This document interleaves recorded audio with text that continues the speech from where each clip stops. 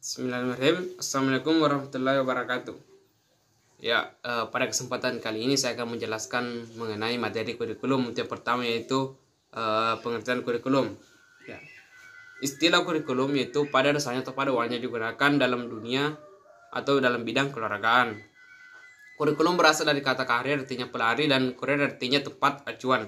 Pada saat itu kurikulum diartikan sebagai jarak yang harus ditempuh oleh seorang pelari dari garis start sampai garis finish untuk mendapatkan suatu medali ataupun penghargaan.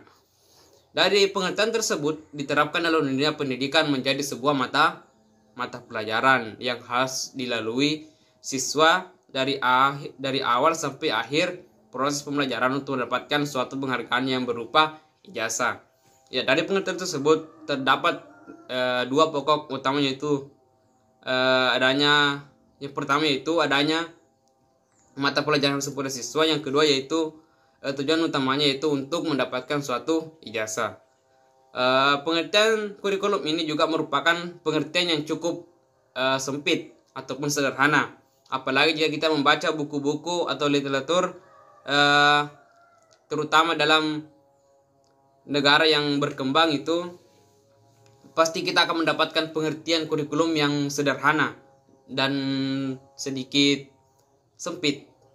Kemudian dari secara konseptual kurikulum terbagi atas tiga, yaitu yang pertama yaitu kurikulum sebagai mata pelajaran, yang kedua yaitu kurikulum sebagai pengalaman belajar, yang ketiga itu kurikulum sebagai acuan atau rencana pembelajaran.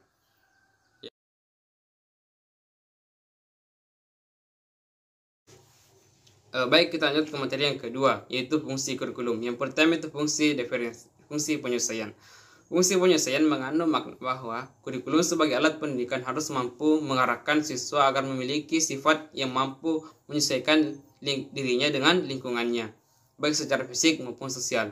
Kemudian yang kedua itu fungsi integrasi. Fungsi integrasi mengandung makna bahwa kurikulum sebagai alat pendidikan harus mampu menciptakan atau menghasilkan pribadi-pribadi yang utuh.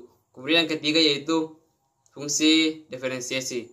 Fungsi diferensiasi ini mengandung makna bahwa kurikulum sebagai alat pendidikan harus mampu memberikan pelayanan terhadap perbedaan individu. Kemudian yang keempat yaitu fungsi persiapan. Fungsi persiapan mengandung makna bahwa kurikulum sebagai alat pendidikan harus mampu mempersiapkan siswa untuk melanjutkan studi ke jenjang selanjutnya. Kemudian yang kelima yaitu fungsi pemilihan.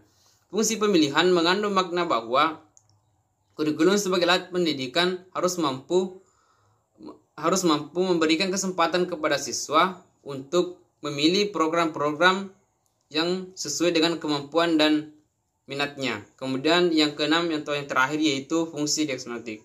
Fungsi ini mengandung makna bahwa kurikulum sebagai alat pendidikan harus mampu memberikan atau mengarahkan siswa untuk memahami dan menerima segala kekurangannya.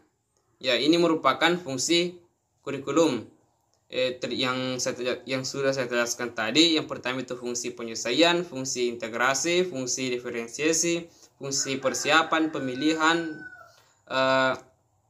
dan diagnostik. Ya, ini merupakan fungsi kurikulum.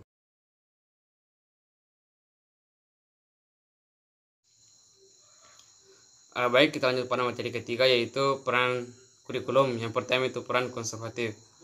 Peran konservatif ini lebih menekankan kepada kurikulum dapat dijadikan sebagai alat untuk mentransmisikan budaya-budaya ataupun nilai-nilai yang masih dianggap relevan pada masa kini. Dengan hal ini sekolah dasar, ya, itu merupakan peranan pada kurikulum konservatif. Yang kedua yaitu peranan kreatif.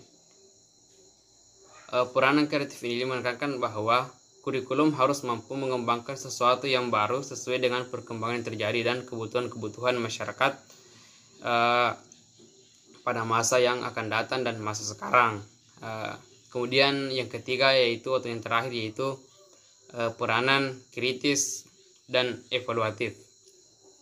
Ya, pada peranan ini melatar belakangi oleh adanya kenyataan bahwa nilai-nilai dan budaya yang hidup dalam masyarakat senantiasa mengalami perubahan, sehingga pada peranan ini berperan untuk memperbaiki kedua peranan tadi. Ya, ketiga peranan ini bergerak sesuai dengan jalannya masing-masing, sehingga ketika ketiga peranan ini tidak berjalan sesuai dengan keharmonisannya, maka akan terjadi kericuhan. Misalnya mereka menggunakan kurikulum 2006 sedangkan perkembangan ini sudah memasuki kurikulum K13. Ya, sekian dan terima kasih. Ini merupakan